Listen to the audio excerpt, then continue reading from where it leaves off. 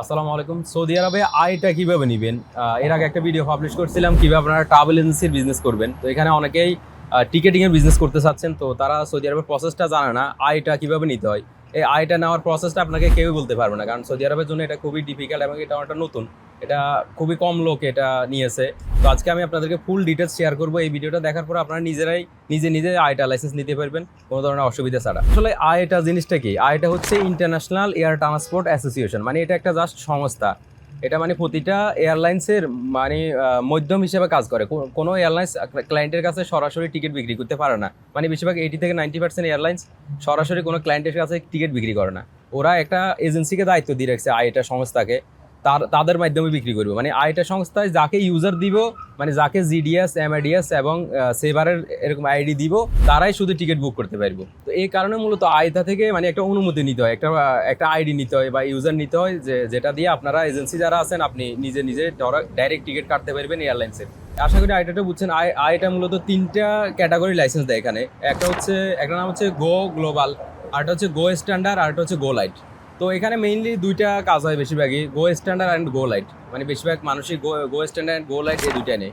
তো গো লাইটের কথা, প্রথমে গো লাইটের কথা বলতে গেলে, গো লাইট নিতে কোনো ধরনের ডিপোজিট লাগে না। এটা মাত্র 1200-1300 রিয়াল সৌদি আরবে খরচ করলে আপনার গো লাইট আইটার লাইসেন্স নিতে পারবেন। তবে এটার অ্যাক্সেস লিমিটেড, মানে এটা দিয়ে আপনি সব এয়ারলাইন্সের অ্যাক্সেস পাবেন না। এটা ছাড়া এটা যে পেমেন্ট সিস্টেম, এটা ডাইরেক্ট আপনাকে আইটাকে পে করতে হবে পেমেন্ট, যে সপ্তাহে বা মাসে বা ওইখান থেকে দেখা যায় অনেকে ক্রেডিট কার্ড একটা নিয়ে নেয়, ওই ক্রেডিট কার্ড দিয়ে ডাইরেক্ট পে করা যায়। গো লাইটের আরেকটা ব্যাড থিং হচ্ছে এটা দিয়ে আপনি কমিশন পাবেন না। যে এয়ারলাইন্সের টিকিট কাটলে কিন্তু প্রতি রুট বাই রুট কমিশন পাওয়া যায়। যেমন আপনি একটা টিকিট কাটছেন যে এখান থেকে বাংলাদেশ যাবে, এখন দুবাইতে ট্রানজিট হবে, তাহলে বাংলাদেশে এক রুট, দুবাইতে আরেক রুট, 2 রুটের আপনি একটা কমিশন পাবেন, যেটা গো লাইটে পাবেন না।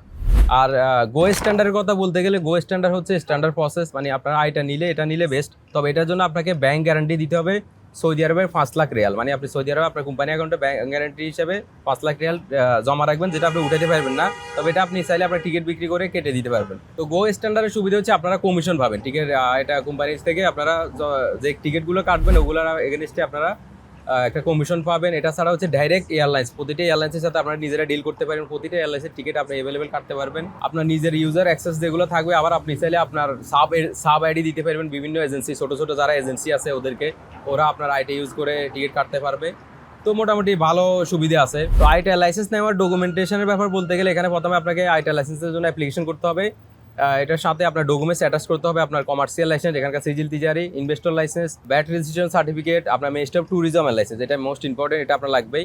এটা ছোট হচ্ছে আপনার 2জন স্টাফ লাগবে, মানে আইটা চালানোর মতো সার্টিফিকেট প্রাপ্ত 2জন লোক লাগবে। আপনি নিজে যদি সার্টিফিকেট থাকে তাহলে ওকে, আর যদি না থাকে আপনি 2জনকে ট্রেনিং নিয়ে, মানে যে কোনো একটা অথেন্টিক ডিপ্লোমা সার্টিফিকেট থাকলেও চলবে, 2জনের স্টাফ থাকবে যাদের সার্টিফিকেট আছে, ওই 2জনের সার্টিফিকেট সহ আপনার এই কামা কপি এবং যে অ্যাডিশনাল ডকুমেন্টসগুলো লাগে, ন্যাশনাল অ্যাড্রেস, এই সব আপনাকে অ্যাপ্লিকেশন করলে উইদিন 3 মান্থস থেকে ভিতরে আপনি আইটা লাইসেন্স অ্যাপ্রুভাল নিয়ে আসতে পারবেন। আপনার যারা বিগিনার, হয়তো ছোট এজেন্সি করেন, আপনারা শুরুতে আইটা না নিয়ে আপনি চাইলে যে কারো সাব আইডি ইউজ করতে পারবেন।